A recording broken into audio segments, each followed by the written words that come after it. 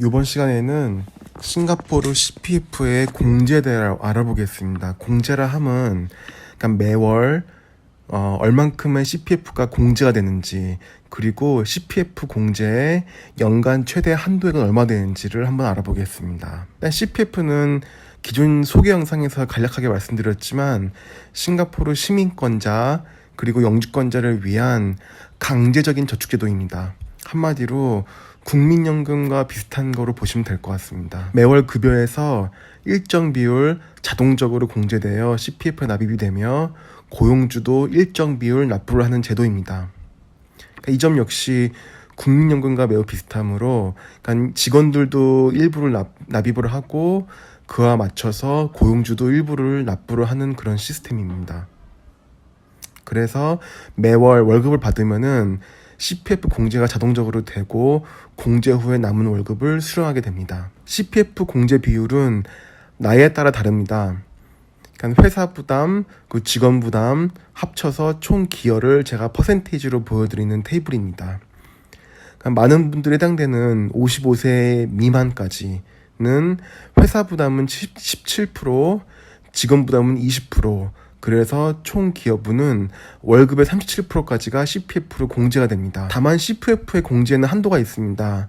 그러니까 무조건 월급의 37%가 공제되는 게 아니라 이 한도가 월급 기준으로 6,000불까지입니다. 그게 무슨 말이냐면은 가령 월급을 10,000불 받는 사람이 10,000불이란 월급의 37%인 3,700불이 납입되는 게 아니고 6,000불의 37%까지만 공제가 되는 것입니다. 그게 CPF 공제의 월별 한도입니다. 이걸 한번 예를 들어서 설명을 드려보겠습니다.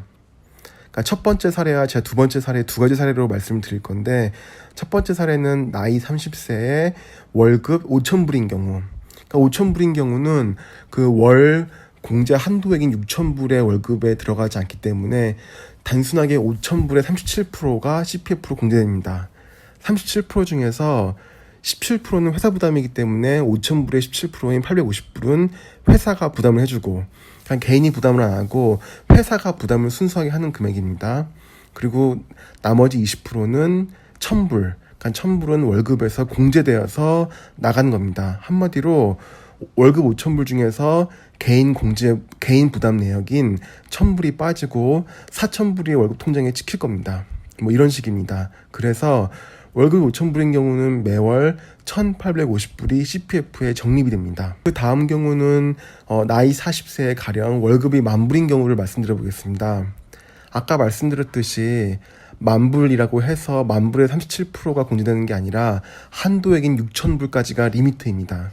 그래서 6,000불에 대해서만 회사 부담 17%, 곧 1,020불, 그리고 개인 부담 20%, 곧 1,200불, 그렇게 해서 매월 2,220불이 CPF에 적립이 됩니다. 그러면은 CPF 소개 영상에서 말씀드렸다시피 CPF 안에는 55세 미만인 경우에는 오디너리 어카운트 OA, 그리고 스페셜 어카운트 SA, 그리고 메디세이브 어카운트 MA, 그 세 가지 어카운트가 있는데, 그리고 RA, 그러니까 리타이먼 어카운트는 말씀드렸다시피 55세가 되는 생일날에 생기는 겁니다. 그렇기 때문에 RA는 제가 말씀을 안 드리겠습니다.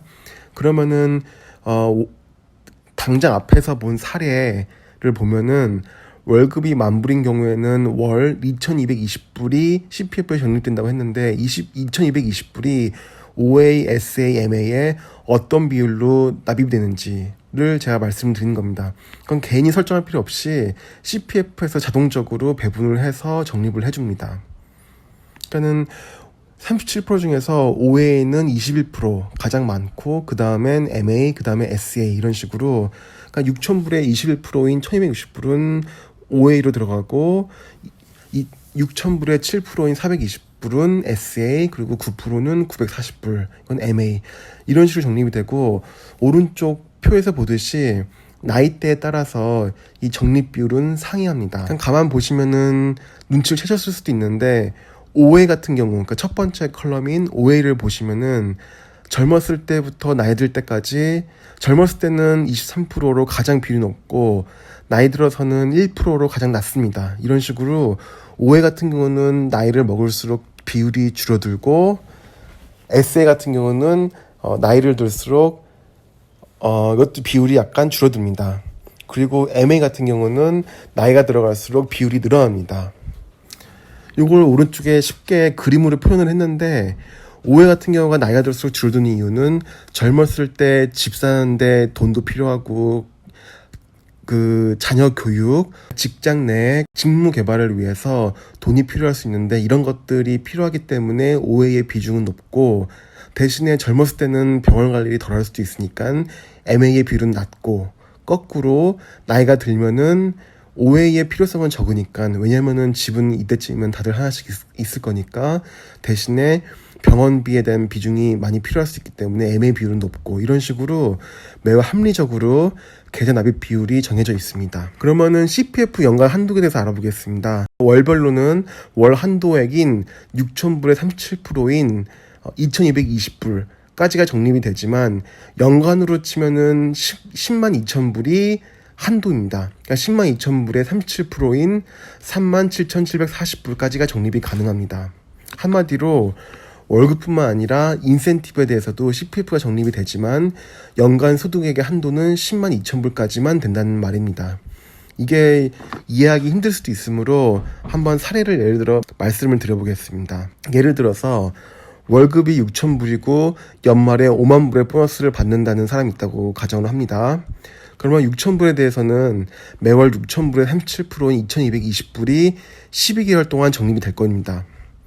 그 금액은 계산상으로 보시면은 26,640불.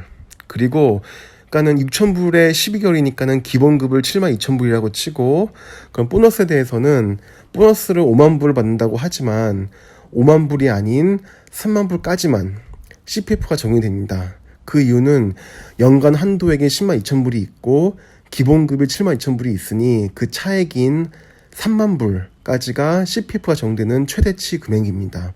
그리하여 3만 불의 37%인 11,100불, 이 CPF 적립 금액입니다. 즉 매월 적립되는 금액의 12개월치인 26,640불, 그리고 보너스의 맥스 3만 불에 대해서만 적용되는 CPF 금액인 11,100불이 합쳐져서 37,740불, 이 CPF 연간 한도액입니다. 자, 이번 시간에는 CPF의 컨트리뷰션, 곧 매월 적립되는 기준에 대해 알아보았고, 어떤 식으로 배분돼서 각 계좌에 적립이 되고 월 한도 금액, 그리고 연간 한도액은 얼마 되는지 한번 사례를 들어서 간단하게 살펴봤습니다.